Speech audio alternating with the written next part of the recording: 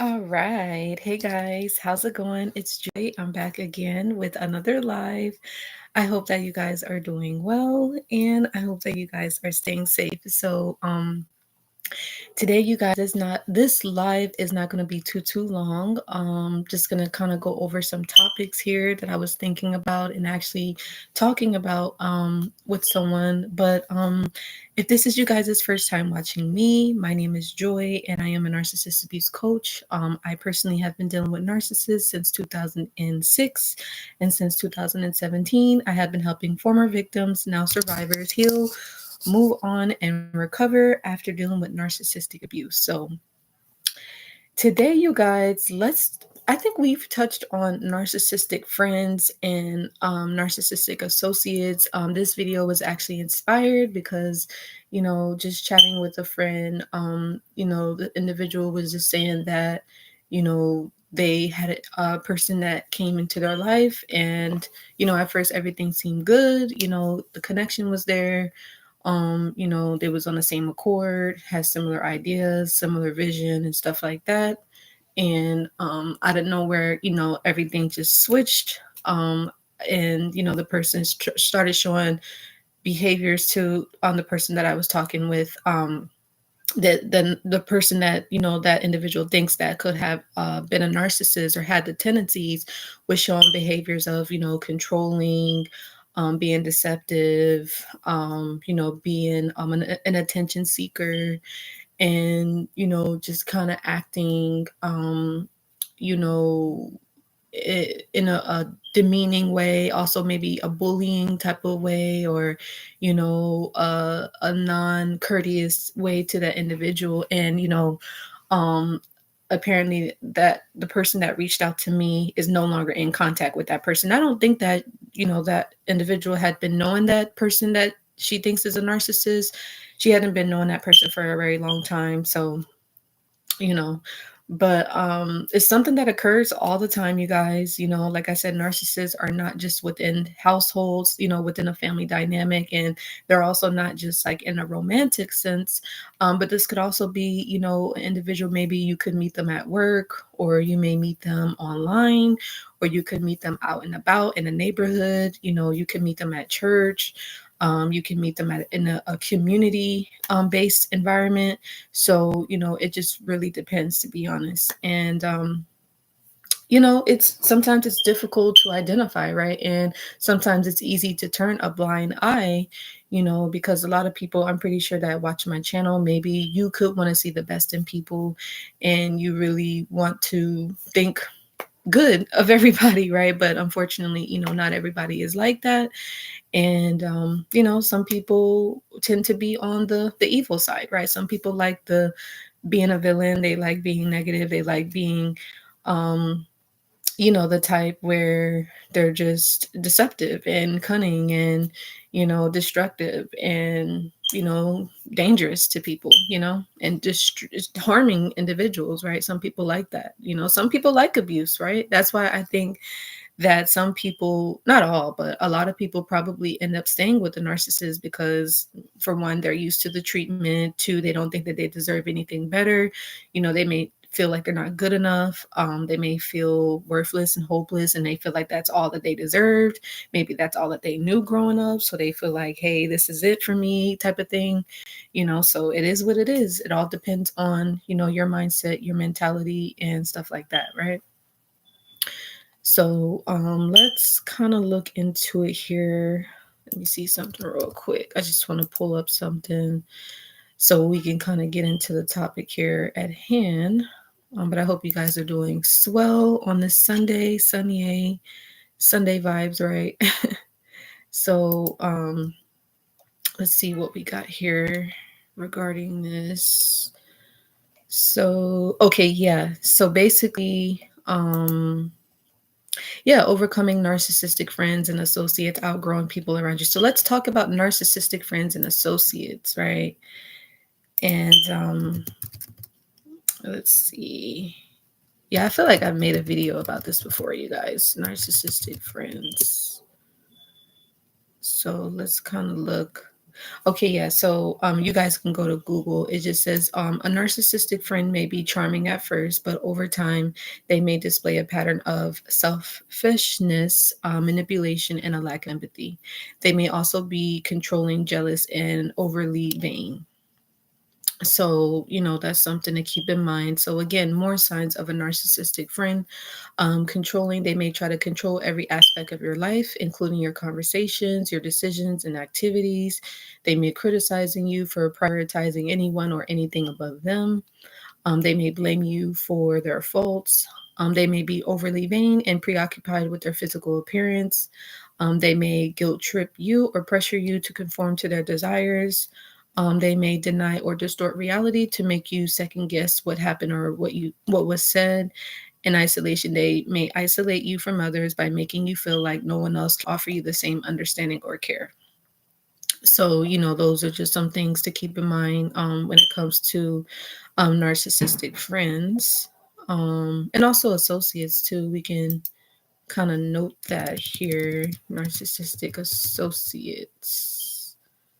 Let's see. All right. So this could also be like, a friend of a friend, basically. Yeah, it says narcissistic associates are people who have narcissistic personality disorder or maybe partners, friends, or acquaintances, whether if it's other narcissists or, it says people with NPD have an inflated sense of self-importance and a lack of empathy, and they also may be manipulative, controlling, and having unrealistic expectations. So yeah, that's something to keep in mind here. Um, but yeah, it was to be honest, it was very interesting, what that individual was sharing with me. And it was basically just saying that this person, it sounded like from what I was hearing, the individual was gaslighting that person. It looks like the person that, we could suspect was a narcissist was probably competing with that person. The individual is very, a beautiful person on the inside and out, and definitely has a lot of potential, and is definitely growing herself, online presence and stuff like that. And it just seems as if maybe she connected with another person that she thought maybe was like-minded, and it turns out that she's not. And I guess the individual kind of caught that individual like in a lie, I guess, and almost was kind of like exposing that person. And I guess the individual kind of started to like back down or back out or whatever.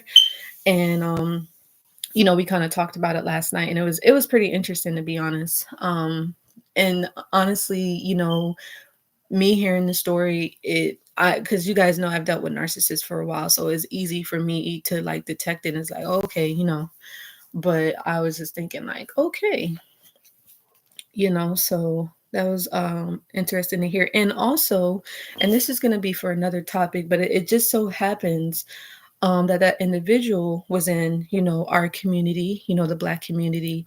And we was discussing about how we notice, especially with the females, right? Because for me, I don't really know what goes on in the male community, the male Black community. From the things that I've seen, a lot of times there's a lot of unity, there's a lot of brotherhood, there's a lot of you know, cooperation or get togetherness for the most part. And I'm not saying it's perfect, but but from the things that I've seen in the different type of environments that I have been in, it's been like really sad to see a lot of the Black females that I have been around have been very just catty, competitive, very mean and jealous, and very just competitive and just envy. And it's really sad to see. And I'll make another video about this, but honestly, I would like to see change in that regards. Like, I would be the first person, like, if you know me in real life or you know me in person, that I'm the type of individual where I show love, I give love, and that's it. It is nothing more, nothing less. And Nikita, hey. Hey, what's up? How are you? Shout out to Nikita. She is truly an amazing supporter. So shout out to her. Make sure that you guys do follow her Whole Lot of Woman podcast. That's on YouTube, Facebook, Instagram. Follow her page. She is amazing. And she is actually the person that we're going to be doing a podcast very soon, and some good topics for you guys to learn about and to hear. And maybe you can feel free to share it with your family and friends you think it can help them and bless them. So follow Nikita right now, you guys. And yes, hey. How are you doing today, Nikita? How you feeling on a Sunday? How are you feeling on a Sunday? But yes, and Nikita, do you feel like, you kind of deal with outgrowing people yourself, Nikita? Please feel free to chime in and to share any topics you want to discuss or any feedback you want to say, that way the audience can hear and see, what it is that you have to say about the topic. Oh, okay. You get off in 15 minutes. Okay, no worries. But yeah, and anybody else watching, please feel free to tune in and let us know how you feel about this topic here, when it comes to dealing with narcissistic friends. And the thing is, it can be kind of difficult to identify, like I said, because depending on how long you've known this person, you're not expecting it, and you may have the best intentions for your friend, and you may think that they have the same for you, but sometimes that's not the case. So that's just something to keep in mind. And I guess you're, well, like, Joy, well, how do I overcome this, basically? And I know it's easier said than done, is you just have to learn not to take things personal, and just understand that people are only being a certain way because of what they've been through in their life, and just understand that it's not really about you. Right. Of course, you may be affected. You may have felt like, hey, this happened to me. And, it's up to you to set those boundaries. It's up to you to say, okay, you know what, this is probably not the best fit for me, but hey, it's all good. It's all love here, at the end of the day. But, you have to do what's best for you.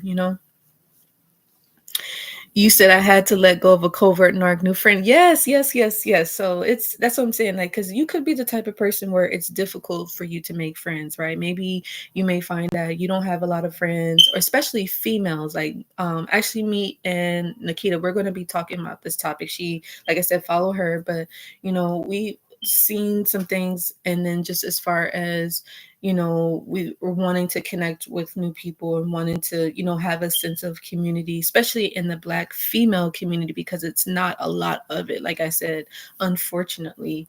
And honestly, I just want to know, like, what can I do that can make a difference, because it's just sad for me to see. And like I said, it really does break my heart to see that we have this hate for each other, a genuine hate, a genuine envy, and almost like that crabs in a bucket type of mentality, where we don't want to build each other up, we just want to bring them down.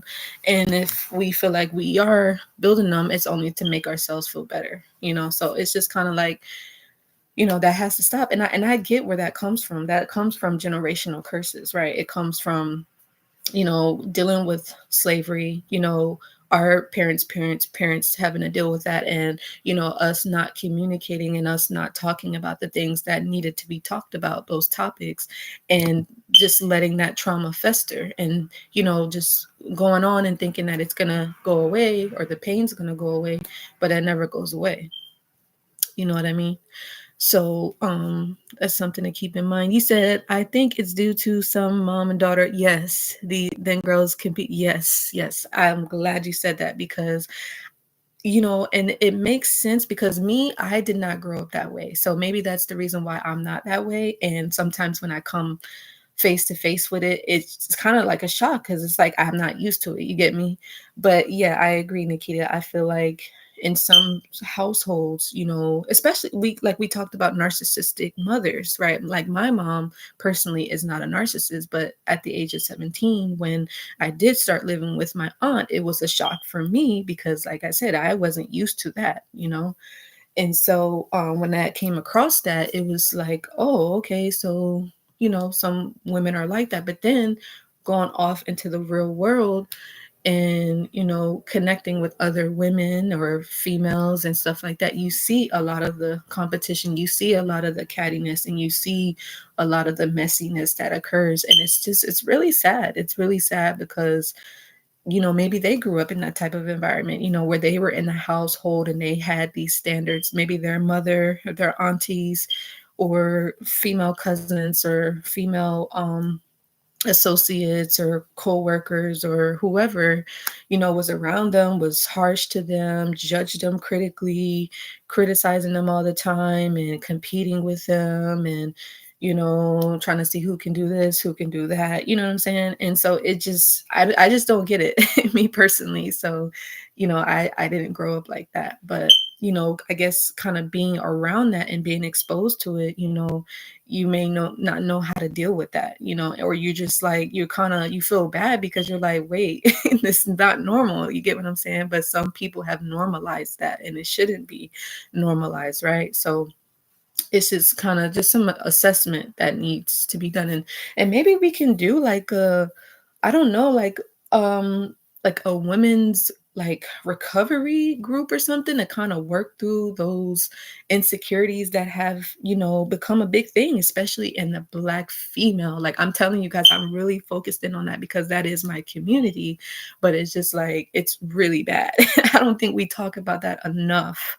I think it's normal, like I said, to just keep going like that's normal, like, oh, that's just the way it is. That's not how it should be at all. I know if you maybe ask another person like in another community, I don't really see that going on, although I'm not a part of any other community, but I'm just saying, like, it's just different, right?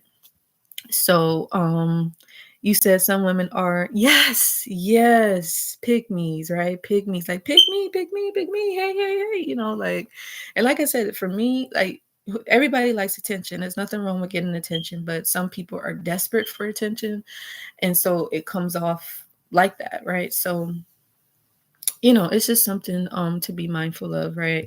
But we'll talk about that in another video. But that's a big topic, right? And like I said, nobody wants to talk about this type of stuff, you guys, right? I know, like me, it's just like nobody else is gonna talk about it, and it's just like, also it's happening. So it's like the communication and being open and honest about the issues that are affecting us just as a sisterhood. Like, I feel like in the maybe like the 60s and the 70s, we had that community type of love for each other, like protection and looking out for one another and stuff like that. I feel like that's what my parents, like, they had that to a certain degree, you know but over time, I guess, just with everything going on in the world, I just feel like that left, and it just became this whole like competition thing, and people just, I don't know. I just, like I said, I didn't grow up that way. So it's really even hard for me to talk about. But what I can share with you guys is that I've experienced, I guess you would say, the negative effects, like people always being in competition with me, or people always trying to compete with me, or people always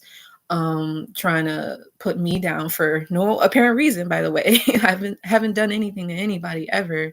I'm not saying I'm a saint, but just over time, me growing my relationship with God, and just understanding, you want to be treated how you treat others is how you want them to treat you, right? Or do unto others as you want done unto you, so and me, I always have like the best intentions. So it's just kind of like shocking to be honest. I guess now I've gotten used to it, unfortunately, but I'm just like, there has to be a way.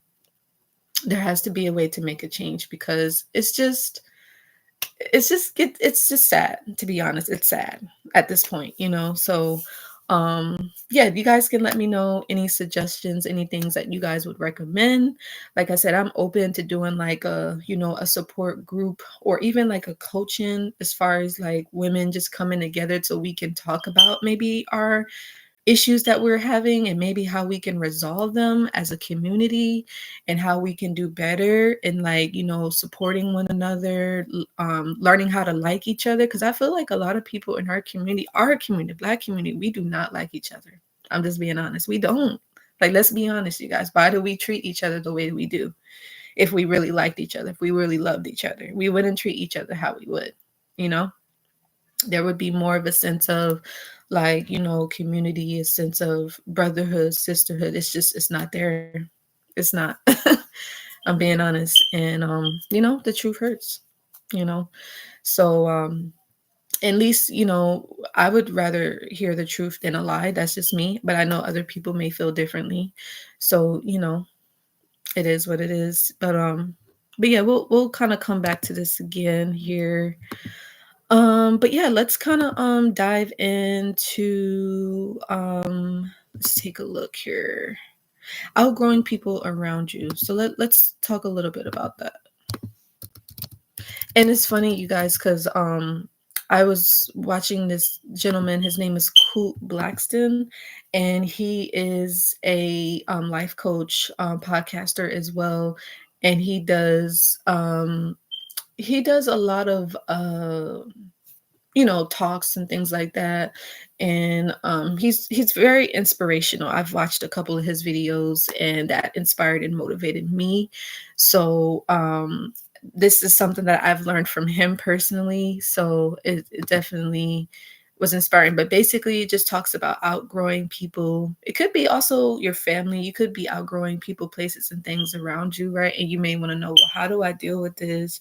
How do I cope with this? Give me 1 second, you guys.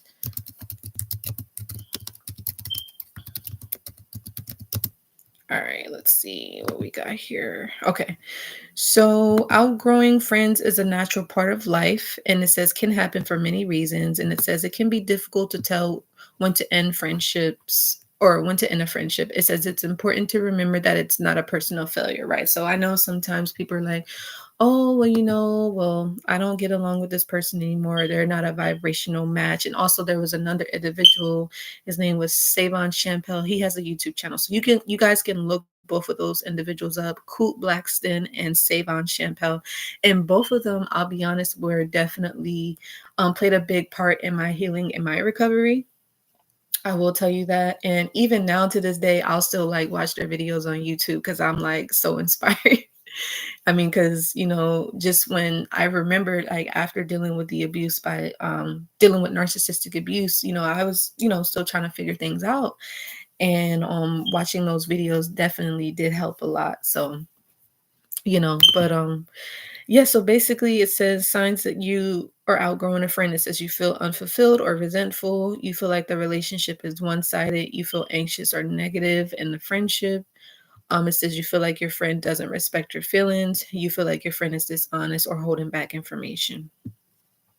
So it says how to cope with outgrowing a friend. It says acknowledge your feelings. It's normal to feel grief when a friendship ends. Practice self-care. Take time for yourself and do the things you enjoy. Talk to someone. Talk to a friend, a family member, or seek professional help. Reevaluate your expectations. Consider if the friendship if it still serves you. Try to understand their perspective. Consider if your friend is going through a change that might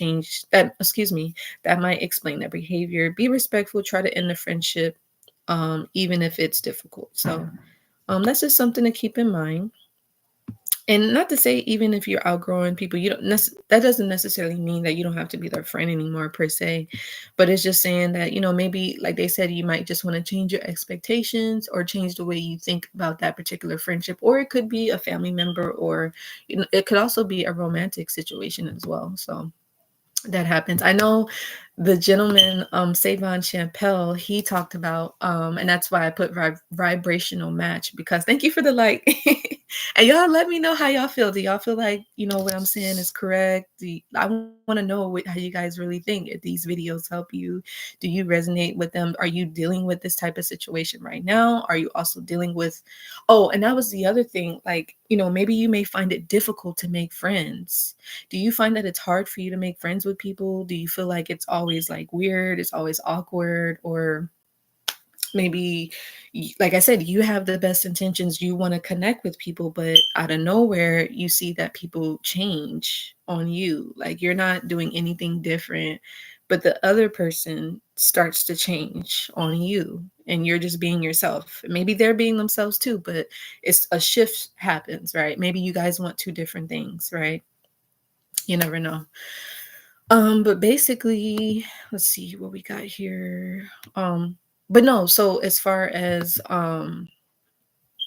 uh dealing with outgrowing people. Yes. So the gentleman Savon said, if you're connecting with a person, doesn't matter who it is, it could be a friend, family member, or a romantic partner. He says, if you are on your journey, you're trying to progress and grow in your life, and you have a partner, or a person that you have an interest in, if you guys are on the same level, you're wanting to grow, you're wanting to evolve, and you're wanting to, progress, then the connection is going to keep going forward.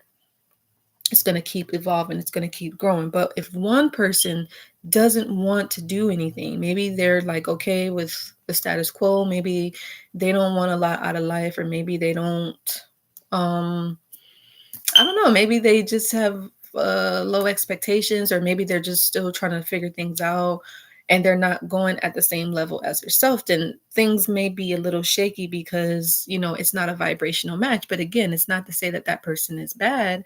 It's just to say that, you may not be a good fit for them, right? Or it could be um something is out of alignment, and maybe it could be not necessarily to say you have to cut that person off. It's just to say that maybe it's another person out there that could be a better vibrational match, right? Or maybe you have certain things, maybe it could be a deal breaker, or maybe it's like certain standards that you want, out of a particular, whether if it's a friendship, maybe it could be you value communication, right? Maybe you value quality time, maybe you value someone to protect you and, provide, or you know whatever the case may be, you value that stuff, like just having fun or whatever. And maybe this person doesn't want to communicate, maybe they don't want to be a protector and a defender for you, and maybe it's just a passionate thing, and maybe you want more than just passion. Maybe this individual is just wanting passion, and that's fine, right? To each his own. We all deserve to have what we want, right? But you want something more, then that means that there is an adjustment that needs to occur, right? And I know that it's difficult, to deal with, but I'm just here to let you know it's okay to outgrow, individuals. It's okay to outgrow work environments as well. It's also okay to outgrow associates, friends, family members. It happens all the time, So just, I guess I'm saying all this to say is just get used to it. It's a part of life. That's something that I had to learn in my journey.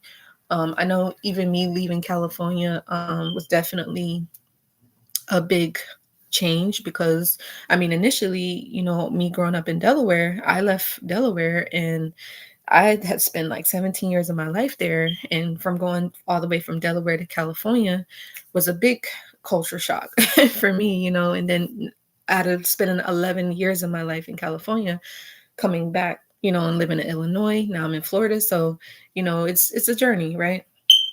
So I guess just it's good to get comfortable with being uncomfortable, or get comfortable with change, like understand change is always going to happen. So you may have to go with the flow when it comes to that. So anyway, I hope that this video was helpful and insightful. I would love to know what was your guys' biggest takeaway, what you learned. And like I said, any feedback or suggestions you guys want to add, anything that I missed, please feel free to chime in. And like I said, I would love to know if you guys are dealing with any of this stuff. Do you guys feel lonely all the time? Do you feel like it's hard to make friends? Do you feel like people change up on you a lot? Do you feel like, you're just having the best intentions for everybody, and maybe you just feel like people mistake your intentions, or maybe people are misjudging you, or do you feel like people are always trying to compete with you when you're not competing with them? Like you, like I said, you're probably an individual that just shows love and gives love, and maybe you feel like you get hate back, unjustifiably. Just understand that you're not alone, because I deal with that. I do. And if you know me in real life, you know me in person, people are probably like, you're the nicest person. And I always have to tell them, like, I'm not nice. I'm kind, but I'm not nice. Because a lot of people mistake my personality for something, that it's not. But it's okay. It's like, people don't really know you like that. So, it takes some time for them to maybe get to know you, or, whatever the case is. But Anyway, I hope that this video made sense. Make sure to give this video a like, share, subscribe, and I will see you guys in the next video. Take care. Bye.